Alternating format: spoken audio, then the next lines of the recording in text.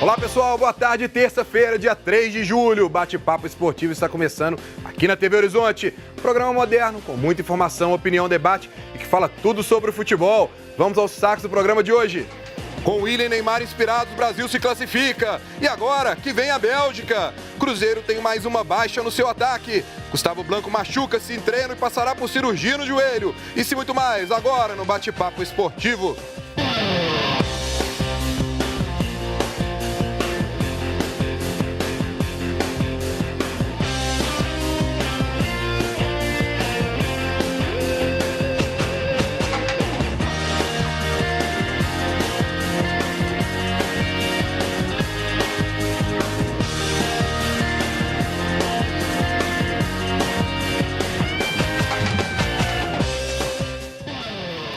Seja bem-vindo ao nosso Bate-Papo Esportivo e convidamos você a participar desse bate-papo com a gente para fazer interação entre os nossos comentaristas e você aí de casa, Ana Cláudia Mascarenhas.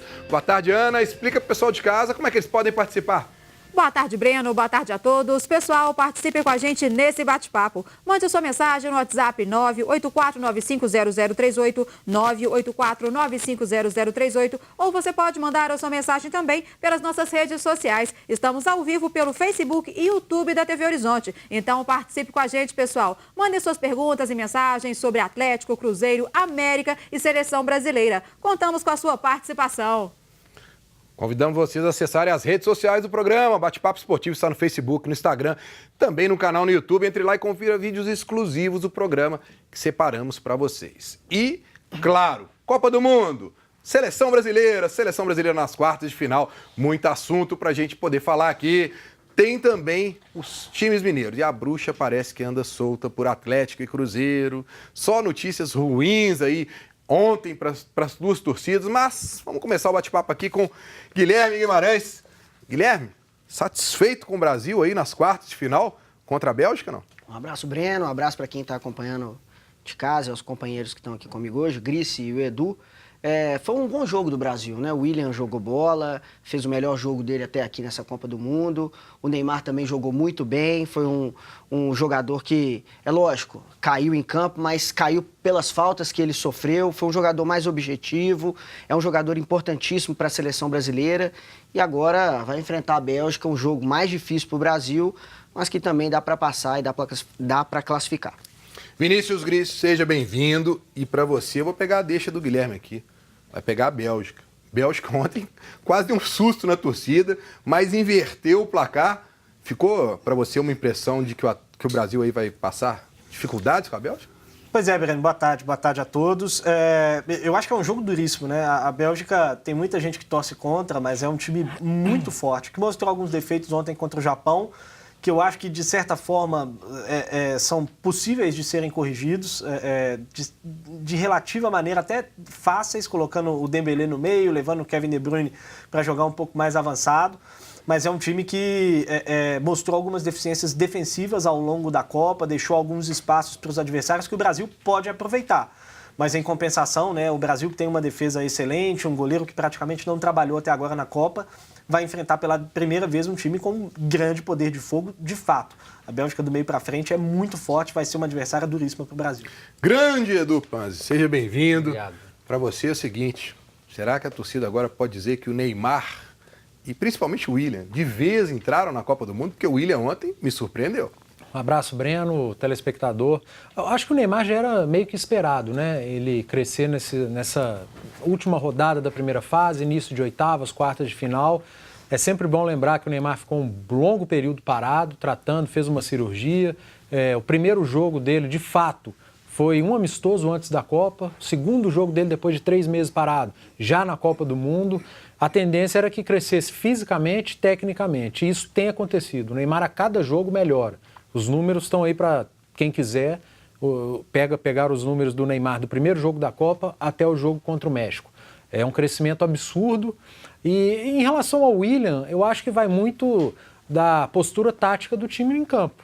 Quando o Brasil fica muito preso ao esquema tático inicial, aquele 4-1-4-1 do Tite, o lado direito que o Willian tem que ajudar muito na recomposição, ele aparece menos. Ele funciona taticamente, mas aparece menos ofensivamente, participa menos da parte ofensiva do jogo. Ontem, principalmente no segundo tempo, quando o Tite dá uma recuada no Paulinho, antes da alteração da entrada do Fernandinho, dá mais liberdade para o trio de meias, Neymar, Coutinho e William, eles trocam de posição, e depois com a entrada do Fernandinho, que a seleção e do Firmino passa a jogar quase com um 4-4-2, com o Firmino junto com o Gabriel Jesus, aí que esses jogadores tiveram liberdade mesmo para movimentar, e aí cresce o futebol, principalmente dos três meias. Ontem um pouco menos o Coutinho, que pareceu um pouco cansado, talvez cansado por ter sido a grande referência enquanto o Neymar não estava bem, enquanto o William, ele foi o grande nome do Brasil na Copa. Ontem o crescimento de William e Neymar deu uma baixada no Coutinho, mas eu acho que a postura tática fez com que o William aparecesse mais no jogo contra o México. Vamos conferir então aí os resultados dos jogos de ontem e de hoje pela manhã na Copa do Mundo.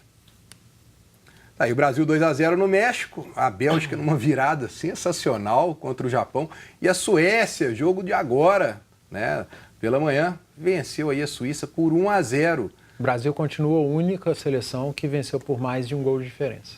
Pois é, como é que vocês estão vendo aí esses jogos aí, principalmente da Bélgica, até já o Gris já falou, Suécia passar pela é uma Suíça? surpresa. A Suécia é sim uma surpresa nessa Copa do Mundo. Fez um bom jogo com a Alemanha, apesar de ter sido derrotada com aquele gol do Toni Kroos, que manteve naquela época a Alemanha com alguma chance de se classificar. E o pênalti do Boateng não marcado. E também o jogo que fez contra o México, né? A Suécia ganhou muito bem do México, fez 3-0 no México e se credenciou aí para as oitavas de final. É lógico que, na opinião de muitos, inclusive na minha, a Suíça era a favorita por ter um time bem compacto, ter uma defesa bem concisa, ter um ataque também muito bom, mas a Suécia tem mostrado aí um futebol diferente, de conjunto, né, principalmente. Tem bons jogadores, mas o conjunto da Suécia tem se mostrado muito forte. Quem acompanhou o jogo agora de Suécia e Suíça, no último lance do jogo, o VAR entrou em ação, né? O árbitro marcou pênalti, um empurrão do jogador suíço pelas costas do jogador da Suécia, e aí foi conferir, a falta aconteceu fora da área, o empurrão fora da área, e esse lance que eu falei do Boateng contra a própria Suécia foi muito mais falta do que esse agora que aconteceu, e inacreditavelmente não teve VAR, não teve nada, né? Então foi um negócio bizarro. O maior erro de arbitragem da Copa foi esse da Alemanha contra a Suécia. Vamos dar uma conferida então aí nos gols de ontem pela Copa do Mundo. Aí o jogo do Brasil, né? Grande jogada do William com e do o Neymar, né? Jogada característica. Neymar William, leva né? 3 jogadores pro meio e dá um tapa de calcanhar, desmonta todo o sistema defensivo. Agora, a explosão física do William... E o William, com um tapa, ele desmonta o resto. E aí o outro, o Neymar quis bater pro gol, né? Também achei que o Neymar tentou fazer o gol. E aí a defesa do Ochoa acabou... Tentou aquele lance lá Romário, de biquinho. O Ochoa ajeitou a bola tem pro todo Firmino. jeito que ele tentou chutar pro gol. Tentou chutar pro gol, sim. E daí... eu vou acabar dizendo que esse acabou sendo uma grande surpresa para mim, o Japão ter aberto 2-0 na Bélgica, mostrando assim como a Bélgica tem alguns problemas defensivos, né? O Gris falou muito bem sobre o sistema defensivo belga, que tem alguns problemas, né? E nesse jogo contra o Japão ficou bem evidente, o Carrasco jogou muito mal, a linha defensiva não funcionou, e a Bélgica mostrou o que tem de melhor nessa Copa do Mundo, que é a sua meia ofensiva. Agora isso é gol para levar em Copa do Mundo, Gris? Falhou o goleiro, né? A seleção japonesa foi muito inocente, né? E aí eu acho que pesou muito o fato de ter poucos jogadores acostumados a grandes jogos. Né? Até tem alguns com passagem em grandes clubes, no Milan, na Inter de Milão, principalmente no futebol italiano, mas é um time com pouca rodagem de grandes jogos. Isso aí fez falta, né? O Japão tinha uma vantagem de 2-0 com 20 minutos do segundo tempo. Você não pode perder uma classificação, né, numa Copa do Mundo. Tomar um gol de contra-ataque com um escanteio seu nos acréscimos do segundo tempo. Então, acho que foi bem ingênuo o time japonês, e a Bélgica soube se aproveitar tendo mais jogador, com rodagem, com mais experiência.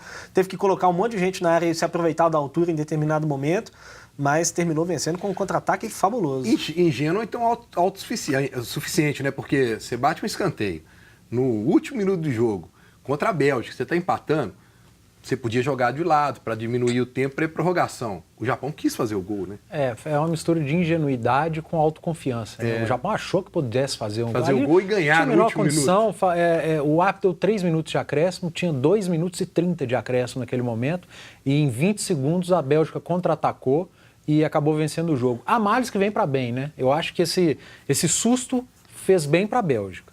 Eu confesso que eu torci demais para ir para a prorrogação, para a Bélgica ter um desgaste físico e psicológico maior que o da seleção brasileira. Acabou que não aconteceu, mas dentro disso que o Gris falou agora há pouco, da fragilidade defensiva da Bélgica, quando a gente compara com o sistema ofensivo, que é muito forte, a Malisca vem para bem. É hora da Bélgica colocar a cabeça no lugar e falar, alguma coisa está errada do meio para trás que a gente precisa mudar. Porque do mesmo jeito que o Brasil vai ter o seu pior adversário até agora na Copa, o seu adversário mais forte, principalmente do meio para frente, a mesma coisa vale para a Bélgica. Mas a Bélgica vai ter o seu adversário mais complicado. Esse Malis que vem para bem para você é para o bem da Bélgica. Não, você não está olhando para o bem do Brasil. Estou falando para o bem da Bélgica, analisando a Bélgica. A Malis que vem para bem. O susto pode ter feito bem a Bélgica. O Brasil não foi bom então, não. Não sei. Isso a gente vai ver lá na frente. Mas que deve ter feito bem para a Bélgica, fez. Eu tô curioso para ver qual vai ser a postura da Bélgica, porque pela primeira vez na Copa ela vai jogar sem a responsabilidade de ser a protagonista, né? É um time que chegou com muita cobrança, muita expectativa, natural pela qualidade que tem. E que até aqui, tirando de certa forma o jogo contra a Inglaterra, que os dois times jogaram praticamente com o time reserva, mas em geral a Bélgica entrou com a obrigação de jogar e de vencer, né? E ontem acho até inclusive que estava muito tranquila contra o Japão, quando assustou estava perdendo por 2-0. Mas agora vai entrar sem a responsabilidade, querendo ou não, pelo tamanho da tradição e tudo mais, ela está com a seleção brasileira. Sem responsabilidade? Com menos responsabilidade. A responsabilidade é igual, tem que passar de fase. É claro que entra a tradição, a camisa, o tamanho, mas responsabilidade por responsabilidade, você está jogando uma fase de quartos de final, sua responsabilidade é passar. Vamos falar mais de Copa do Mundo no transcorrer do programa, inclusive da seleção brasileira e desse jogo contra a Bélgica. Agora, uma dica para você que procura um tratamento dentário de qualidade com um bom custo-benefício. Sorrisos apresenta Sorriso de Cinema. Eu precisava mudar, disso eu tinha certeza. Meu momento profissional, minha carreira, eu precisava avançar. Claro que eu me dediquei, eu estudei, eu até consegui várias entrevistas. Foi quando eu decidi cuidar de mim, cuidar do meu sorriso. Transformação completa. Mudou minha carreira, mudou minha vida. Mude sua vida no Programa Nacional de Estética Odontológica, na Sorrisos. Então, pessoal, se vocês precisam de um tratamento dentário, procurem a Clínica Sorrisos mais próxima da sua casa e façam um orçamento sem compromisso. Está aí na tela os telefones e as várias unidades da Clínica Sorrisos. Vamos para um rápido intervalo, voltamos falando tudo sobre o Atlético. Não sai daí!